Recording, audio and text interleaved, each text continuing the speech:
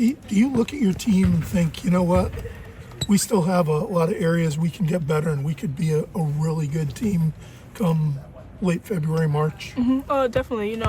Especially that Notre Dame game, it really pointed out our emphasis of where we need to work on in terms of communication, defensive pressure, and things like that. But just also playing our ball. So coming into those games, we just needed to slow down and calm down a little bit. And you saw a little bit of Villanova game. The second half was really just our game and the way we play at UConn. So.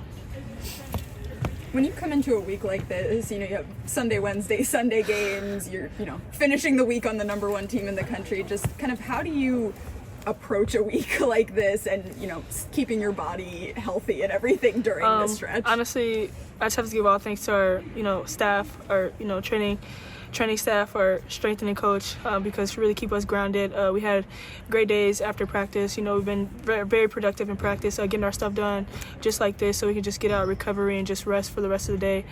Just to, like you said, let our bodies settle before all this madness starts to hit. So, KK, you've played, 22 games. It's almost like a high school season for you. And yet you look at a calendar, you might have 6-8 more weeks to play. How you handle that mentally?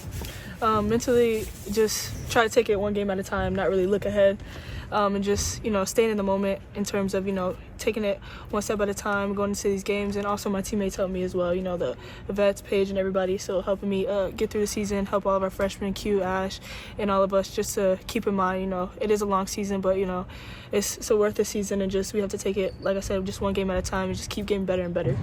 Gino's told us just moments ago about how his approach to how he talks to y'all is different from even his championship teams in the past and things of that nature. He came to UConn for a reason, for the things that they have done. I'm curious if you have noticed how his tone has changed from the beginning of the season till now, especially considering who's playing and things of that nature. Yeah, so at the beginning of the season, it was hardcore, but it's not as much as now just because of what we have. But he always creates emphasis and gets mad at the moments where where we should be playing our type of basketball, where we lack of communication, like I said, on the court. And those points, he just really yells and just harps at us. But it's all in good. It's not all bad. So, but he just wants us very constructive criticism. He just wants us to get it right the next time and look like ourselves and play like ourselves on the court. No, that's not mine. No, my PB&J in there. My PB&J in there. You got some Wisconsin cheese in here. Please, take a break. Like those moments. Where did you get that from? Who's is that for real? I don't know. Did it take y'all time to develop a banter like that? Like, were you ever nervous? I with was. him? The first, when I got here over the summer in our first group workout, our first team workout, I was like, oh, shoot, I'm actually here. And then, it got to a moment, we were trying to, learn the offense as, me, Ashton, and Q, and everybody going into there. And I remember this one play, I had threw the turnover, and he was like, no. I was like, oh, I'm actually, okay. But, we're here now, have a great relationship.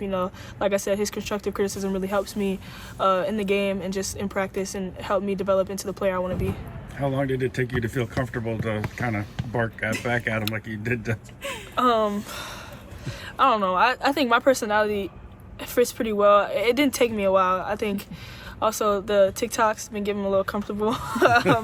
Dancing-wise, getting him out of his shell, even though he just covered his face with the phone, but we're this close.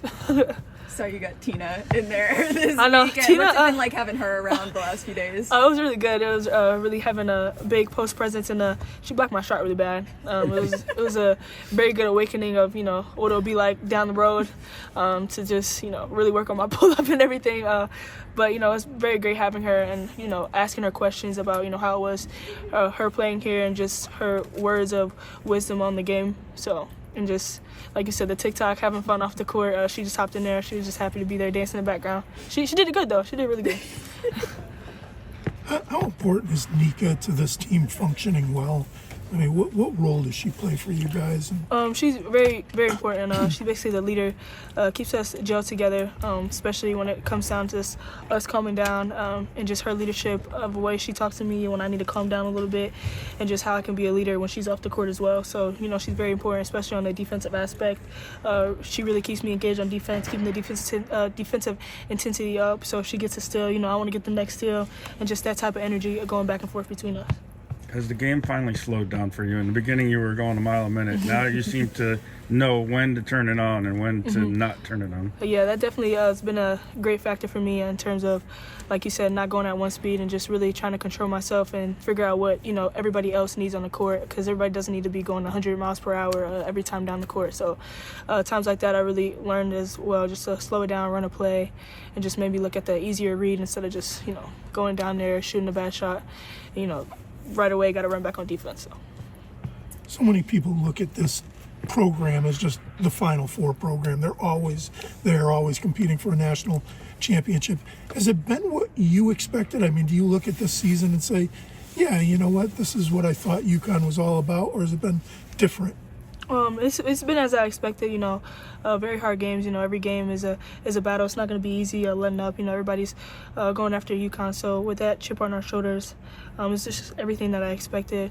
But of course, it gets harder and harder, especially as a freshman coming in, just learning different aspects into these games. So it's definitely just a learning experience this year, but it's as I expected.